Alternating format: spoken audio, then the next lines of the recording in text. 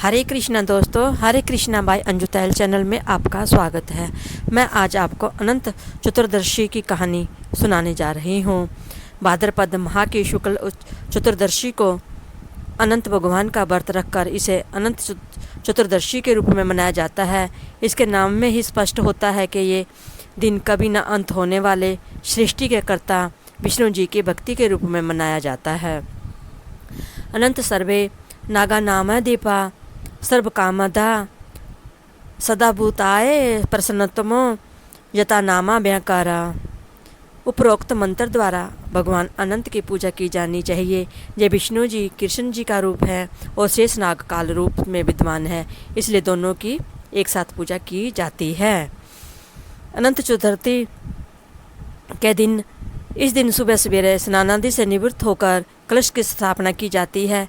कलश पर अष्टदल कमल के समान बने बर्तन में कुशा से बने अनंत भगवान की स्थापना होती है। कलश के पास ही 14 गांठे लगाकर हल्दी से रंगे कच्चे डोरे को रखा जाता है। इसके बाद गंध, धूप, फूल, अक्षत, दीप तथा नैवेद्य से पूजा की जाती है। अनंत भगवान की पूजा करने के बाद शुद्ध मन से उनका स्मरण करते हुए शुद्ध अनंत डोरे को दाईं भुजा में बांधते हैं। यह धागा अनंत फल देने वाला होता है, क्योंकि इसकी 14 गांठों में 14 लोकों की प्रतीक होती है, जिसमें भगवान अनंत बसते हैं। अनंत चतुर्दशी की कथा। एक बार महाराजा युधिष्ठिर ने राजसूय यज्ञ किया और यज्ञ मंडप का निर्माण बहुत ही सुंदर व अद्भुत रूप से किया गया। उस मंडप में जल की जगह स्थल तो स्थल की जगह जल की भांति पैदा होती थी। इसे दुर्योधन एक स्थल को देखकर जल कुंड में जा गिरे। द्रौपदी ने ये देखकर उनका उपहास किया और कहा कि अंधे की संतान भी अंधी होती है।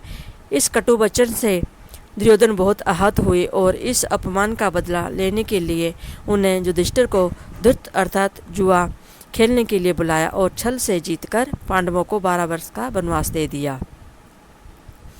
वन में रहते हुए उन्हें अनेक कष्टों को सहना पड़ा। एक दिन वन में भगवान कृष्ण युधिष्ठिर से मिलने आए।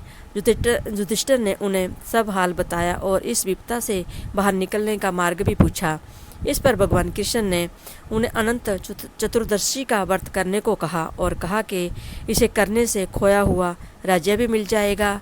इस वार्तालाप के बाद श्री कृष्ण जी युधिष्ठिर को एक कथा सुनाते हैं। प्राचीन काल में एक ब्राह्मण था। उसकी एक कन्या भी थी जिसका नाम सुशीला था।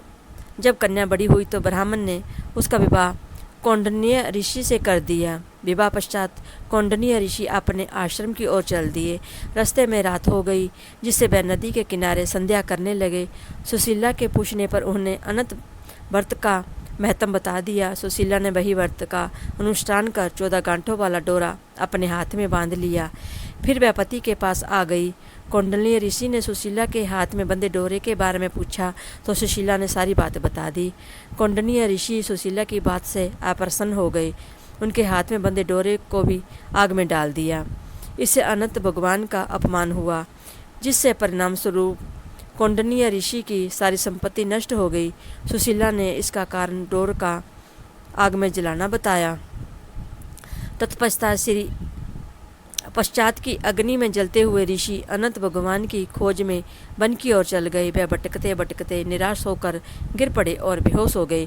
भगवान अनंत ने उन्हें दर्शन देते हुए कहा कि मेरे अपमान के कारण ही तुम्हारी ये दशा हुई है और विपत्ति आई है, लेकिन तुम्हारे पश्चाताप से मैं तुमसे अब प्रसन्न हूँ।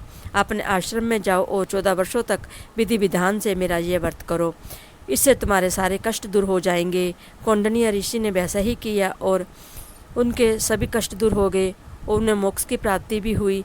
श्री कृष्ण की आज्ञा से युधिष्ठिर ने भी अनंत भगवान का व्रत किया, जिसे पांडवों को महाभारत के युद्ध में जीत मिली।